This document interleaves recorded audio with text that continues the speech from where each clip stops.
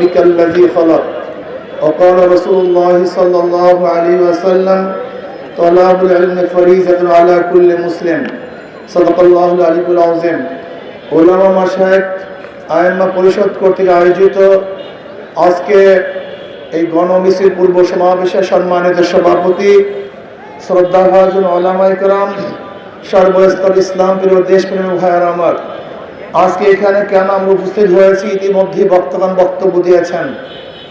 বাংলাদেশ 92% মুসলমানদের দেশ।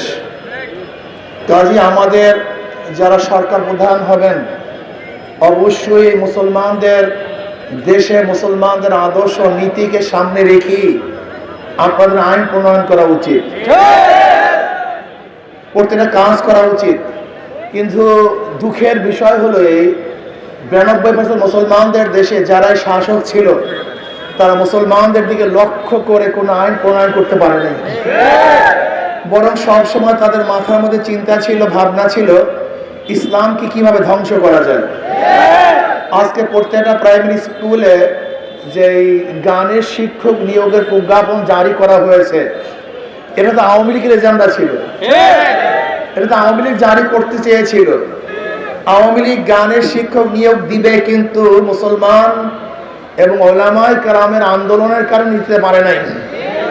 তাহলে কি দেখলাম, শেখ হাসিনা চলে গেছে, তার চেলা চামুন্ডারা এখানেই আছে। সেখানে শেখ হাসিনা চলে গেছে, তার আদর্শ নীতি বাস্তবায়নের জন্য তার দোসররা এখনো ঘাপটি মেরে বাংলাদেশের বিভিন্ন স্থানে বসে আছে। শেখ হাসিনা যে এই গানের শিক্ষক নিয়োগ দেওয়ার জন্য প্রজ্ঞাপন জারি করেছিল বা করতে পারে নাই, সেটা আপনি কেন করতেছেন? কার ইঙ্গিতে গানের শিক্ষক নিয়োগ দিবেন? এটা কি জাতীয় কোনো শিক্ষা? গান কি আমাদের বাংলাদেশের জাতীয় কোনো শিক্ষা? যদি গান বাংলাদেশের জাতীয় শিক্ষা না হয়, জাতীয় ভাবে সেটার শিক্ষা দেওয়ার জন্য প্রস্তুতি নিচ্ছেন কিভাবে? আমাদের ধর্মীয় শিক্ষা জাতীয় শিক্ষা, যেহেতু মুসলমানদের জন্য ধর্ম শিক্ষা করা ফরজে আইন। কোন মুসলমান ধর্মীয় শিক্ষায় শিক্ষিত না হলে সে মুসলমান হতেই পারবে না। কাজী জাতীয় শিক্ষা উচিত ধর্মীয় শিক্ষা। যদি কলেমা শিখতে না পারে, শুদ্ধভাবে বলতে না পারে, সেটা মুসলমান না। সূরা ফাতিহা সূরা যদি শুদ্ধভাবে পড়তে না পারে, তার তো নামাজই হবে না। এজন্য নবী আলাইহিস সালাতু ওয়াস সালাম বলেছেন, প্রত্যেকটা নর নারীর উপরে দ্বীনি ইলম শিক্ষা করা ফরজে আইন। কাজী 92% মুসলমানদের দেশে ফরজে আইন কিভাবে বাস্তবায়ন হবে, এটা সরকারের দায়িত্ব। এই দায়িত্ব সরকারকে পালন করতে হবে। কাজে প্রত্যেকটা ধর্মীয় প্রতিষ্ঠানে ধর্মীয় শিক্ষা অর্থাৎ ইসলাম শিক্ষা দেওয়ার শিক্ষক নিয়োগ দিতে হবে। যদি নিয়োগ দিতে না চান, তাহলে আমি সরকারকে বলবো আপনাকে নিয়োগ দেওয়ার জন্য বাধ্য করব। আমরা দেখেছি আপনি নিরপেক্ষতা হারিয়ে ফেলেছেন। আমি বলবো সরকার সাহেব, আপনি আর নিরপেক্ষ নাই। আপনি নিরপেক্ষতা হারিয়ে ফেলেছেন। আন্দোলন করেছি আমরা, সংগ্রাম করেছি আমরা, রাস্তায় ছিলাম আমরা, বুলেটের সামনে ছিলাম আমরা, ট্যাঙ্কের সামনে ছিলাম আমরা, রাস্তায় জীবন দেওয়ার জন্য প্রস্তুতি নিয়েছিলাম আমরা। আর আপনি কাদেরকে নিয়ে ঘোরাফেরা করেন? যারা স্পষ্ট বলেছে এই ছাত্র জনতার আন্দোলনের সাথে আমরা সম্পৃক্ত না, আপনি তাদেরকে গুরুত্ব দিবেন। আর যারা রাস্তায় নেমেছিল জীবন দেওয়ার জন্য, তাদেরকে আপনি উপেক্ষা করে চলবেন। আপনি নিরপেক্ষ নন, আপনি নিরপেক্ষতা হারিয়ে ফেলেছেন, কোন একটা দলের দিকে ঝুঁকে পড়েছেন।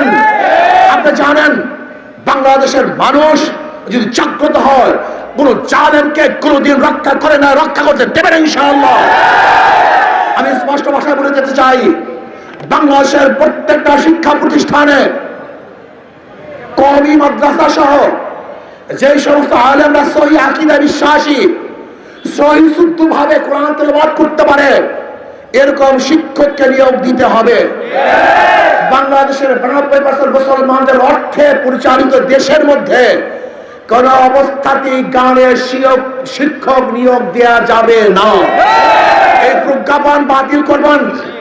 যদি এরপরেও দুঃসাহস দেখান, যদি বাংলাদেশের প্রাইমারি লেভেলে আপনি গানের শিক্ষক দেওয়ার দুঃসাহস দেখান, তাহলে বাংলাদেশের জনগণ ঐক্যবদ্ধ হয়ে আপনাকে চেয়ার থেকে নামিয়ে দেবে ইনশাআল্লাহ। আপনি চ্যালেঞ্জ নিতে পারেন আমাদের থেকে। আমরা চ্যালেঞ্জ দিলাম, আজকে বাইতুল মুকাররমে যে সমস্ত মানুষগুলি নামাজ পড়েছে, আল্লাহকে সিজদা দিয়েছে, যদি আমরা এই বাইতুল মুকাররমের মানুষগুলি, মুসল্লিগুলি যদি ঐক্যবদ্ধভাবে আন্দোলন করি, তাহলে ইউনূস সাহেব আপনি একদিনও টিকতে পারবেন না। আমি বারবার আপনাকে একটা কথা বলি, আপনার সুখে থাকতে ভূতি গিলায় কেন? আপনি ভালো আছেন, ভদ্র মানুষ, শিক্ষিত মানুষ, আমাদের দেশের গৌরব, আপনি ভারতের এজেন্ডা পালন করবেন কেন? এই গান বাজদের ভারতের কৃষ্টি কালচার সংস্কৃতি, এটা বাংলাদেশের মানুষের সংস্কৃতি নয়, বরং এটা আমাদের জন্য হারাম। অনেক গান বাদ্য আমাদের জন্য হারাম। কাজে কোন অবস্থাতেই জাতীয়ভাবে একটা হারাম কাজ চাপিয়ে দেবেন, এটা বাংলাদেশের তৌহিদি জনগণ সহ্য করবে না। আসুন, আমাদের দাবি আজকে দুইটা। একটা হলো বাংলাদেশের প্রত্যেকটা প্রতিষ্ঠানের ধর্মীয় শিক্ষক এবং ধর্মীয় পরীক্ষা 100 মার্কের নিতে হবে। আপনি আইন রাখবেন যে ধর্ম শিক্ষা দেওয়া হয় কিন্তু পরীক্ষা নেবেন না, এই সমস্ত ধ্বজাদারি ধোঁকাবাজি আইন আমরা পছন্দ করি না। যেখানে ধর্মীয় কিতাব থাকবে, বই থাকবে, 100 মার্কের পরীক্ষাও থাকবে এবং তার শিক্ষকও থাকবে। আর বাংলাদেশের জনগণের উপরে, এই 92% মুসলিমদের উপরে কোন অবস্থাতেই গানের শিক্ষক চাপিয়ে দেওয়া যাবে না। এবং নাস্তিকতাবাদের যত থিওরি আছে, যেখানে ডারউইনের থিওরি, এই ডারউইনের থিওরি ঈমান ঘাতক যে থিওরিগুলি আছে, বাংলাদেশের কোন পাঠ্যপুস্তকে সেই সমস্ত নাস্তিকের পক্ষের ইসলাম বিদ্বেষ কোন থিওরি থাকতে পারবে না। আসুন, এখন আমরা প্রতিবাদ জানাবো এবং যে সমস্ত ট্রান্সজেন্ডার সহ যে হাবিজাবি আমেরিকার এবং পাশ্চাত্যদের থেকে আনা সংস্কৃতি আমাদের বাংলাদেশের মানুষ কোন অবস্থাতেই সহ্য করবে না। কাজে সচেতন হন। এই দেশটাকে ধ্বংস করার চক্রান্ত আগের থেকে চলতেছিল, এখনো চলতেছে, ভবিষ্যতেও চলবে। আর বাংলাদেশের মুসলমান আগের থেকে সজাগ ছিল, এখনো সজাগ আছে, ভবিষ্যতে ইনশাআল্লাহ তারা সজাগ থাকবে। আন্দোলন সংগ্রাম করে সমস্ত বাতিলদের সমস্ত কালো হাতকে ভেঙে চুরমার করে ফেলবে ইনশাআল্লাহ। আল্লাহ আমাদের সবাইকে কবুল করুন। এখন আমরা